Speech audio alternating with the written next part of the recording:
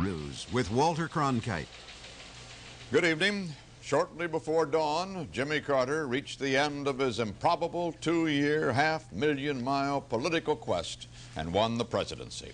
Late in the morning, President Ford conceded Carter's victory. Bob Schieffer reports. By 10 o'clock this morning, he had concluded it really was all over. He called Carter, and an hour and 15 minutes later, his family with him, Gerald Ford came to the White House press room to make the first concession statement of his political career. It's perfectly obvious that my voice isn't up to par, and I shouldn't be making very many comments, and I won't. But I do want to express on a personal basis my appreciation and that of my family for the friendship that all of us have had. And after Betty reads the statement that was sent to Governor Carter by me, I think all of us, Betty, the children, and myself, would like to just come down and shake hands and express our appreciation personally. Let me call on the real spokesman for the family, Betty.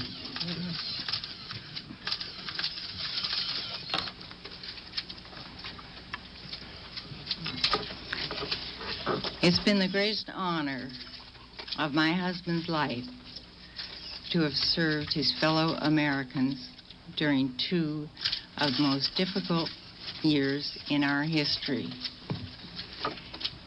The President urges all Americans to join him in giving your united support to President-elect Carter as he prepares to assume his new responsibilities. I'd like to read you the telegram the President sent to President-elect Carter this morning. Dear Jimmy, although there will continue to be disagreements over the best means to use in pursuing our goals, I want to assure you that you have my complete and wholehearted support as you take the oath of office this January. I also pledge to you that I and all members of my administration will do all that we can to assure that you begin your term as smoothly and as effectively as possible. May God bless you and your family as you undertake your new responsibilities. Signed, Jerry Ford. Thank you very much. In January, Mrs. Ford says they will return to their home in the Virginia suburbs where they lived before Mr. Ford became the first unelected president. Bob Schieffer, CBS News, the White House.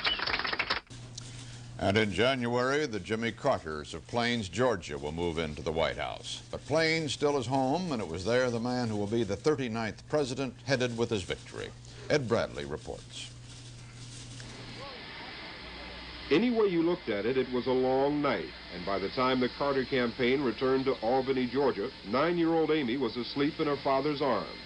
But the president-elect's hometown was wide awake, and Billy Carter was at the head of the line saying to his brother, "I guess I can still call you Jimmy."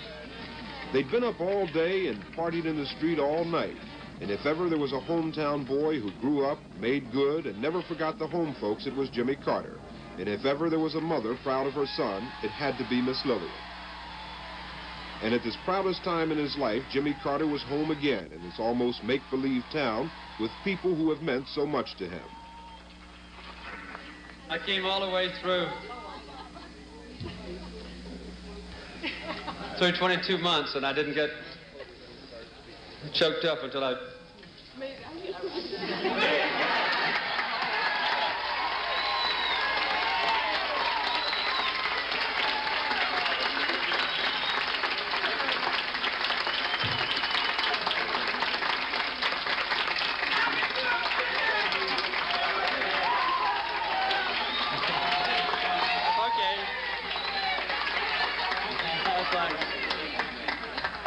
until I turned the corner and saw you standing here. And I said, people that are that foolish, we could get beat, right? Through the long night, the Carter staff had remained confident, but their apprehension and concern grew as his electoral vote total stood for hours just short of a majority.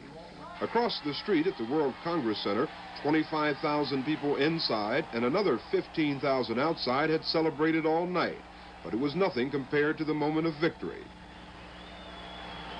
During the campaign, Carter was a candidate who made few excuses, but back home in Plains, he generously shared his success and apologized for the long evening.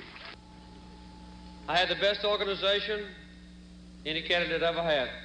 Had the best family any candidate ever had. Had the best home community any candidate ever had. Had the best supporters in my home state any candidate ever had. And the only reason we were close last night was because the candidate wasn't quite good enough as a campaigner. But I'll make up for that when I'm president. In his first official act after acknowledging victory, Carter returned to the now familiar train depot to thank Mr. Ford for his statement of congratulations and offer of cooperation. One of the very first tasks facing any new president is the unification of our country after a close and hard-fought election. President Ford's characteristically gracious statement today will make that job much easier for me. Jimmy Carter's major concern now is the transition. In a typical Carter blueprint, his transition staff has been working since the Democratic convention on this changeover in government. They've compiled a long list of people to be considered for cabinet and other positions, and Carter campaign manager Hamilton Jordan said there will be a lot of new faces in Washington. Some of them will be experienced with well-known names, but most will be people you've probably never heard of. Ed Bradley, CBS News, Plains, Georgia. Scattered vote.